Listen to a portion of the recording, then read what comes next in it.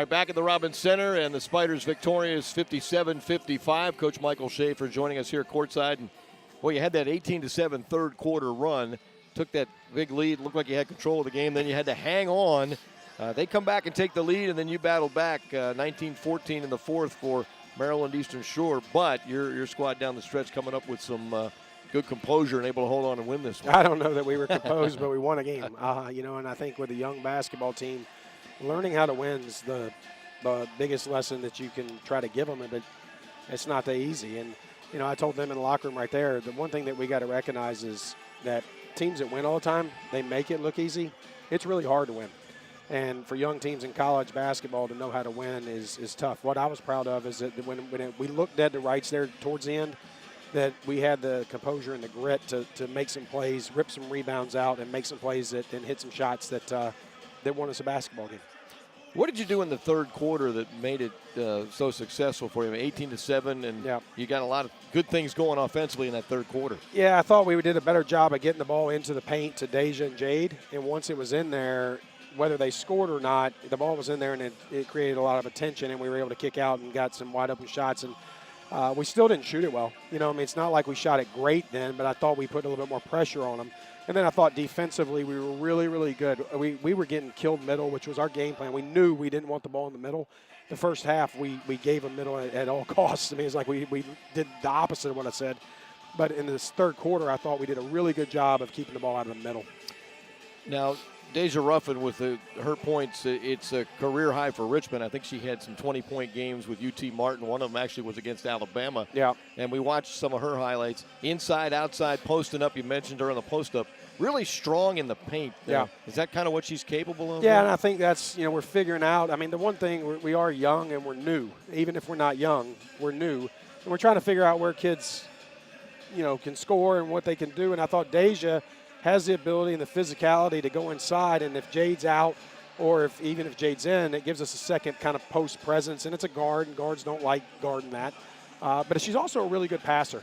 And I thought that getting it in there also kind of could facilitate almost a point guard on the block. What does that do for her to have a game like this? Not that she was pressing, but she'd been starting, then coming off the bench, and now she comes in and really has a big contribution. I actually think she had been pressing. I think that I didn't think the Georgetown game she played with a lot of passion.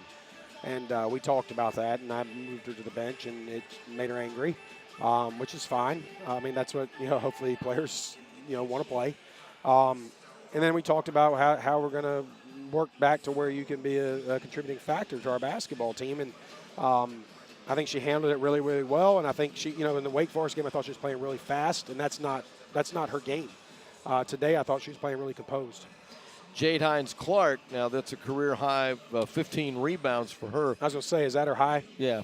She previous was against VCU with 11. So gets 15 today. A lot of those on the offensive end, some of those off missed shots, but just staying after the basketball and getting a lot on the boards. Well, honestly, I've been all over her because she hasn't been rebounding the basketball, and she's our most physical presence and our athlete inside that ought to be able to go get the ball, in particular with two hands. And I thought tonight, she basically told Coach, look what I can do. So I was just really proud of her because I thought she's struggled. She's been in foul trouble the first 3 games.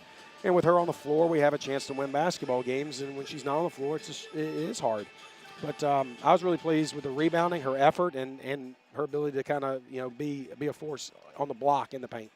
So this was the final home game for you. Hit the road a little bit. Got some big contests coming up. But get that first win, get that out of the way, get some confidence, obviously. And it looks like while we had some contributions from different people tonight, you've got other people that can step up and contribute for you as this starts to round into shape a little bit.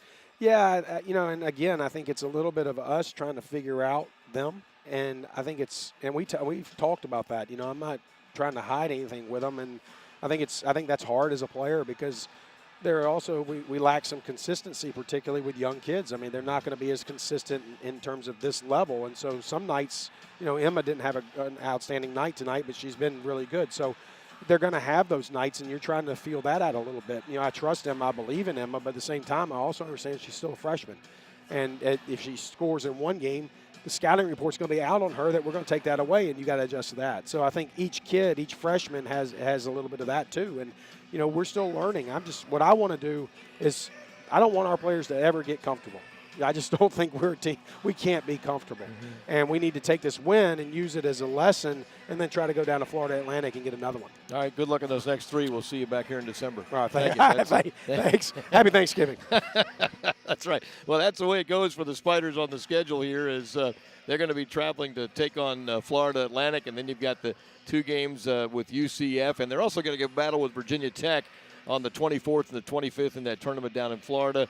Then they'll have December the 5th at William & Mary, so that's going to be coming up.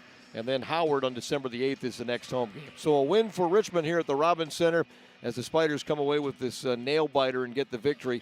Deja Ruffin with that 17 points. That gives her the career-high. Jade Hines-Clark with 15 points and a career-high 15 rebounds. Of course, that Ruffin career-high is for Richmond. She's had some other career highs, of course, at UT Martin. So final score in this contest here, the Spiders 57 and Maryland Eastern Shore 55. And we thank you for joining us and our visit with Coach Shafer here on RichmondSpiders.com and on Spider TV. Have a great evening. We'll talk to you again soon.